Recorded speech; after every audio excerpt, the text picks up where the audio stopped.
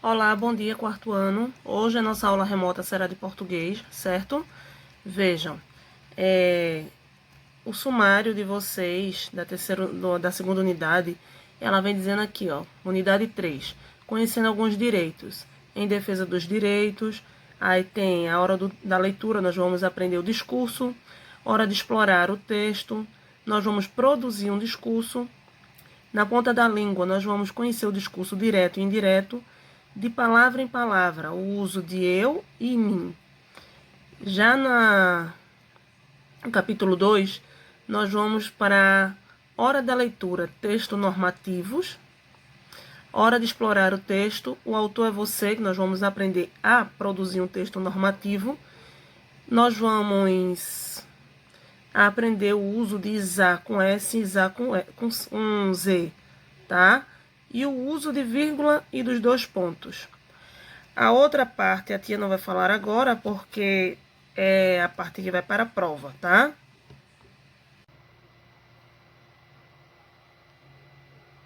Vejam, nas páginas 2 e 3, vocês vão ter aí, tá? Que eu quero que vocês leiam com calma depois.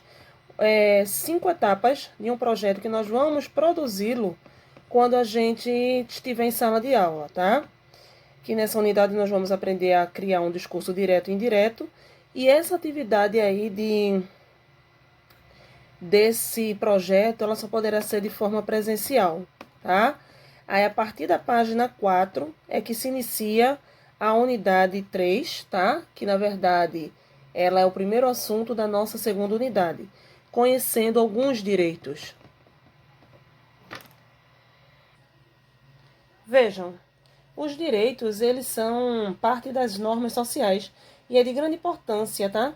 Que a gente conheça e discuta todos os direitos que a gente tem. A gente vai trabalhar nessa unidade a oralidade, tá? Os saberes necessários de como a gente se manter em sociedade. E ele será trabalhado ao longo dessa unidade de diversas formas. A gente vai começar, tá, com uma discussão sobre os direitos dos animais, que é o que a gente vai ver aí nessas páginas 4 e 5. E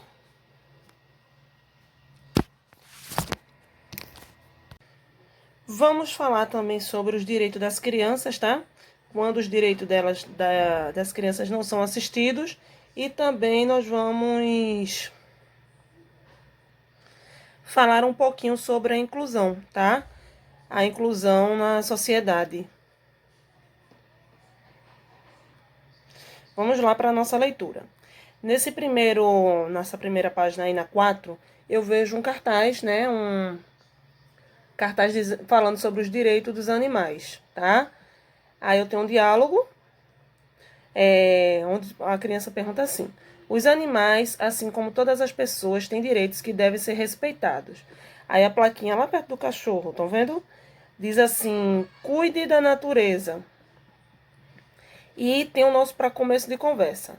No fim de semana, a ONG Salve o Planeta, fundada pelo pai de Ita, decidiu promover uma campanha em prol dos direitos dos animais. E para isso contou com a ajuda de voluntários, como Zeca e Elias.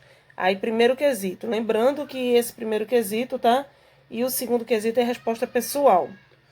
Para você, os animais, assim como os seres humanos, também possuem direitos universais? Por quê?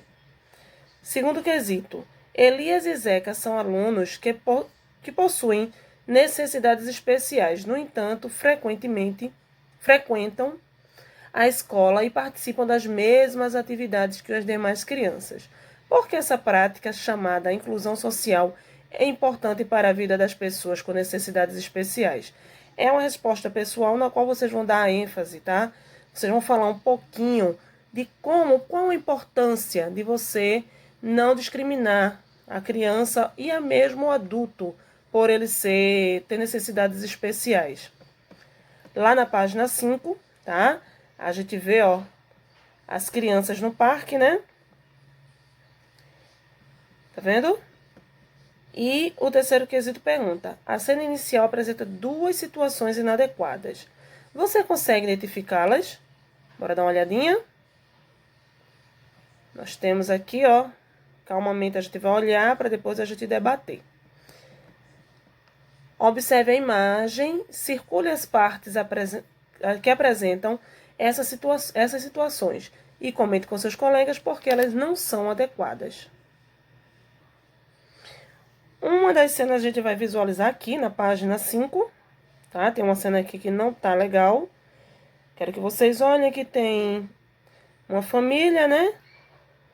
Indo passear, a outra lá atrás está no piquenique e aqui eu tenho uma criança vendendo água de coco, aqui, ó. Essa cena aqui, ela é uma cena inadequada desta página. Por que que ela tem uma cena inadequada? Porque a criança não pode, de jeito nenhum, estar fora da escola. Ela não pode estar trabalhando, tá? Trabalho infantil é crime. Então, a cena da página 5 que está errada é essa aqui. E a gente vai lá para a página 4, que também tem uma cena que não é adequada. Na página 4, eu tenho essa cena aqui, ó, onde tem as crianças conversando com os guias, né, e o pai. E lá atrás, observem esse cachorrinho aqui. Ele está com um semblante triste. Vejam, ele está abandonado aqui nesse local. Então, essa cena aqui está inadequada, porque esse animal ele deveria ter um local, tá? Ou, se não tem nenhuma pessoa para tomar conta dele, ele deveria estar em um abrigo para cães, né? Para ter alimentação, tá? Ter o lazer que tanto necessita. Então, essas duas cenas, elas estão inadequadas. A cena do cachorro e a cena da criança vendendo água de coco. Quarto quesito. Todas as crianças têm direito à educação. Quais são os deveres relacionados a esse direito que elas devem cumprir? Cite um exemplo. Vejam, as crianças elas têm o direito, todas as crianças, de estar inseridas numa sala de aula. Porém, todas as crianças têm o dever, tá, de cuidar do seu material, de fazer as lições, né, as atividades de casa, de classe, de cuidar do seu material escolar. Então, esse é o dever de todas as crianças. Quinto quesito. Além de campanhas, é comum que pessoas participem de manifestações ou protestos em defesa dos direitos das crianças e dos animais. Você já ouviu falar de um evento desse tipo ou presenciou algum? Comente com o professor e com os colegas. Essa é uma resposta pessoal na qual vocês devem levar em conta, tá? Que a gente viu aí nessas cenas, né? Que os direitos humanos, eles são normas que reconhecem e protegem a dignidade de todos os seres humanos. Já os deveres são compromissos que assumimos para que determinadas ações e direitos sejam cumpridas. Então, todo direito, tá? Todo mundo tem direito e todo mundo tem dever. Aí eu quero que você escreva aí na sua folhinha ou no seu caderno, na folha do livro ou no caderno, se você já presenciou, tá? Ou ouviu falar de algum evento que aconteceu falando sobre protesto que saiu em defesa de alguém. Acho que provavelmente a gente já viu muitas vezes na TV. Cita pelo menos um para mim, tá? Página 6, capítulo 1. Em defesa dos direitos. Ita e sua família estavam organizando algumas campanhas da ONG Salve o Planeta. Os pais do menino acreditam ser muito importante para ele aprender a defender os direitos de todos os seres vivos. Primeiro quesito. Você já ouviu falar que as crianças e animais têm direitos? Sim, né, gente? A gente acabou de ouvir aí eu falar que todas as crianças e todos os animais, eles têm direitos. Eles têm direito ao abrigo, né? Ele tem direito a um lar. Ele tem direito à comida. No caso das crianças, todas as crianças têm que estar dentro da sala de aula, não pode estar trabalhando, porque trabalho infantil é crime, né? Alguns animais, eles sofrem maus tratos, eles podem ser os donos dele ou quem está fazendo com que eles sofram os maus tratos, pode denunciar, tá? Ao órgão responsável pelos animais e aí tomar as devidas providências. Segundo, na escola, a Ita comentou com os colegas que não puderam participar da campanha do fim de semana, o que tinham presenciado. uma garota da mesma idade deles trabalhando em uma barraca de coco. Ao ouvir o colega, Emília disse que já tinha visto crianças vendendo os doces no semáforo. Letra A. Em sua cidade, você já presenciou cenas parecidas com a que Ita e Emília viram? Será que vocês, ao saírem com os pais de vocês já viram alguma criança vendendo pipoca ou até mesmo água em sinal? B. Na sua opinião, é bom para as crianças trabalharem? Troque ideias com seus colegas e professor. Isso é uma opinião pessoal, tá? Mas eu quero que vocês levem em consideração que no momento que a criança está vendendo alguma coisa, ela está perdendo de estar dentro da sala de aula, aprendendo algo para o seu futuro. Então eu quero que vocês me digam se é bom para as crianças trabalharem ou não. Terceiro, ao ouvir a conversa das crianças, a professora Elaine contou que muitas pessoas lutam para ter acesso a alguns direitos. Uma delas é Malala, uma paquistanesa que defende desde pequena o direito das crianças à educação. Você a conhece ou já ouviu falar dela? Comente com os colegas e o professor. Gente, Malala, ela foi uma das pessoas que defendeu, tá, o direito. Ela sofreu grandes atentados, tá, por ela querer fazer com que todas as meninas tivessem o direito de ir à escola. Porque no país onde ela vivia, as meninas não tinham direito a ir à escola, apenas os homens, tá? Desde quando ela nasceu, nenhum vizinho chegou a ir dar os parabéns aos pais delas, ao pai dela, por ela ter nascido, porque os únicos nascimentos que eram celebrados eram os nascimentos dos homens, de crianças meninos, tá? Quando nascia uma menina, era como se fosse para a família seria uma perca, porque o país era muito machista, onde ela vivia. Então, ela desde pequena, ela pensou, não, eu vou mudar essa realidade. As meninas não tinham direito a ir à escola, tá? Ela mudou tudo isso e com 17 anos, ela ganhou o Prêmio Nobel da Paz. Malala, com apenas 12 anos, ela sofreu um atentado, quarto ano, por ela estudava, porque ela estudava na escola que era do pai dela, tá? O pai dela tinha uma escola, e com isso ela conseguiu aprender o que ela sabia, mas teve uma ordem dos governantes da época do país dela que mandou fechar todos os colégios. E a família de Malala fugiu.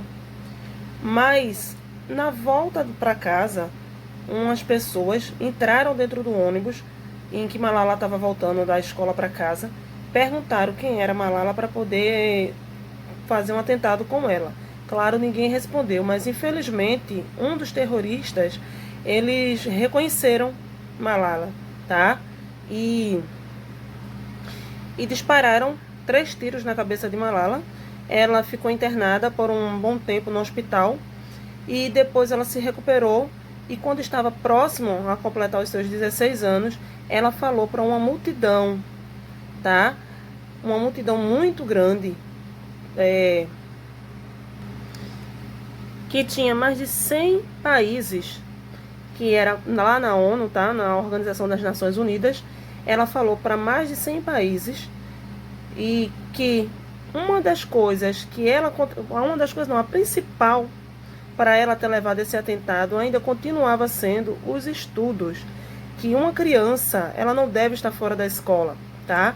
A criança, o poder da criança está em aprender a ler e a escrever, e é assim que a gente vai começar a perceber, gente, como poder mudar o mundo. E vocês agora, nessas páginas seguintes, vocês vão conhecer um pouquinho de Malala.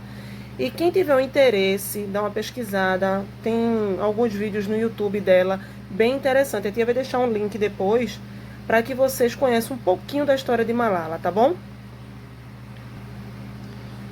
Quarto quesito, Malala ficou mundialmente conhecida por um discurso que proferiu durante um evento de Organização das Nações Unidas, a ONU. Na sua opinião, o que ela pode ter dito em seu discurso? A gente viu aí que a tia acabou de falar, né, que ela falou da importância do estudo, né? A importância do estudo para as crianças, Principalmente, nenhuma pessoa deve ficar fora do estudo, nem mulheres e nem homens. Tem que ser igual. Você sabia? A Organização das Nações Unidas, também conhecida pela sigla ONU, é uma instituição internacional formada por países que se reuniram voluntariamente para trabalhar pela paz e pelo desenvolvimento mundiais. E Malala, ela participou, tá? E trouxe grandes histórias para a Organização das Nações Unidas. As crianças adoraram conversar sobre esse assunto e ficaram curiosas acerca do discurso de Malala. Então a professora decidiu apresentá-lo a elas. Leia a seguir. Agora a gente vai ter a íntegra, tá? Um pedacinho do discurso de Malala naquele dia que ela estava prestes a completar os 16 anos, no qual ela falou para 100 países. O discurso de Malala. Excelentíssimas Majestades, ilustres membros do Comitê Nobel norueguês, queridos irmãos e irmãs, hoje é um dia de grande felicidade para mim. Aceito com humildade a escolha do Comitê Nobel em me agraciar com esse precioso prêmio.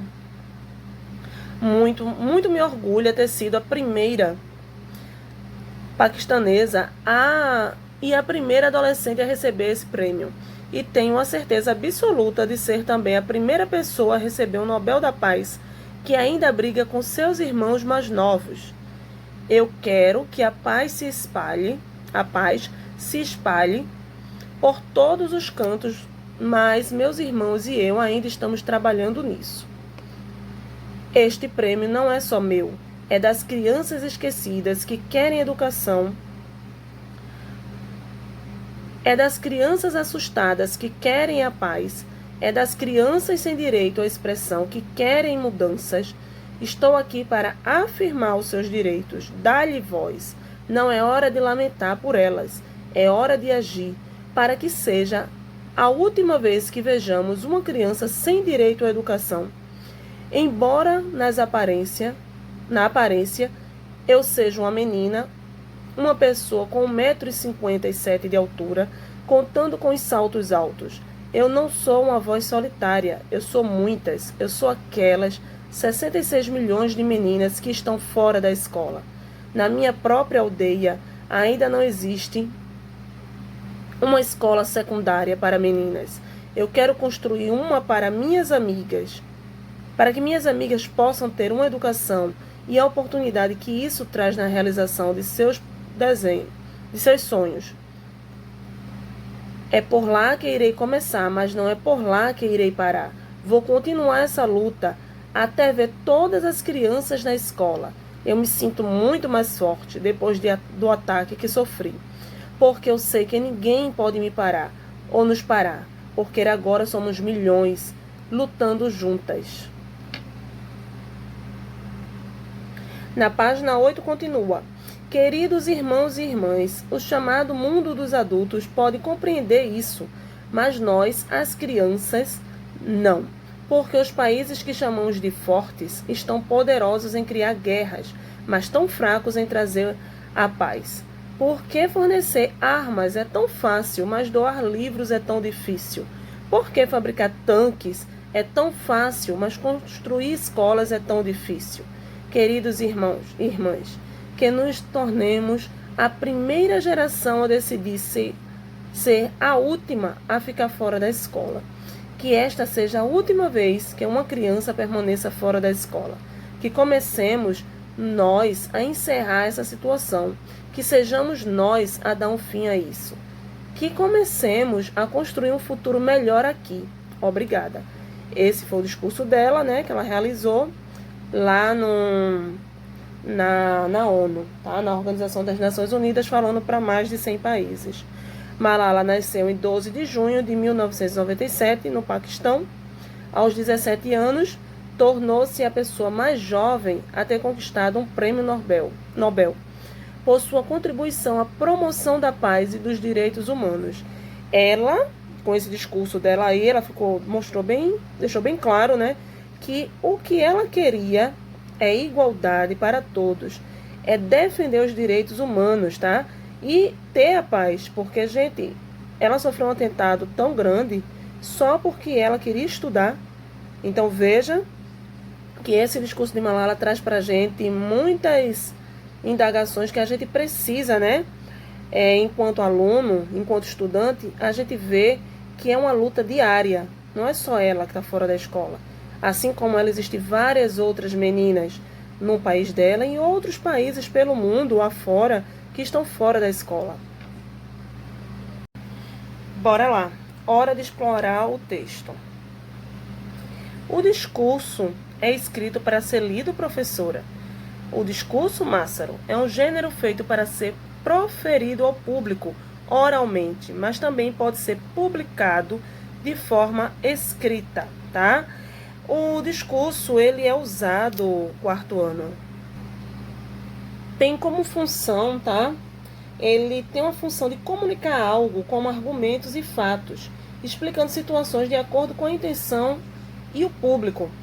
Mas muitas vezes esse teor político nem sempre aparece em discursos de aniversário, casamento, formatura, por exemplo. E quando eu tenho um discurso para fazer no aniversário, no casamento, em qualquer festa, eu tenho um discurso aí que pode ser feito de duas formas, tá? Eu tenho um discurso que pode ser feito com a língua formal e o discurso que eu posso fazer com a língua informal. Um discurso com a língua formal é quando eu não tenho tanta proximidade com os participantes, né? Ela precisa mais de uma serenidade, seriedade, como por exemplo, uma formatura, alguma coisa de inauguração de uma loja, de uma praça. Então eu vou ter que fazer de uma linguagem formal. Já uma linguagem informal, quando é que eu uso ela? Quando eu tenho uma comunicação descontraída, tá? Eu não preciso me preocupar tanto com as normas gramaticais. Então eu uso quando eu vou fazer, por exemplo, aniversário em família, né? Aí eu uso uma linguagem informal. Se esse aniversário ele for feito, por exemplo, um aniversário de casamento, onde eu estou convidando algumas pessoas que é do meu convívio e outras pessoas, como alguns políticos, algumas autoridades. Então eu vou ter que fazer esse discurso de um discurso formal. Esse discurso de Malala,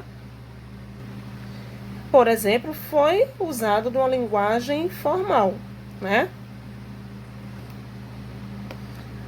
Primeiro quesito, um discurso é uma mensagem oral, por muitas vezes previamente escrita, normalmente usada em situações solenes. Na sua opinião, em quais outras situações os discursos podem ser utilizados? Como eu falei, né? Em festa de aniversários, casamentos, formaturas, em funerais, que eu queira fazer um discurso, inauguração de alguma loja, né? Essas partes que eu posso utilizar um discurso. Vamos lá para a página 9, segundo quesito. Massaro percebeu que, embora Malala lute por muitas causas tão importantes, ela também viveu situações próprias de sua idade, em seu ambiente familiar, assim como outras crianças. Qual situação do dia a dia de Malala relatada no discurso pode ser considerada comum para a sua idade? Lá no texto, quando a gente leu, ela falou, né, que ela, apesar de tudo isso, ela ainda brigava com os irmãos dela, né? Ela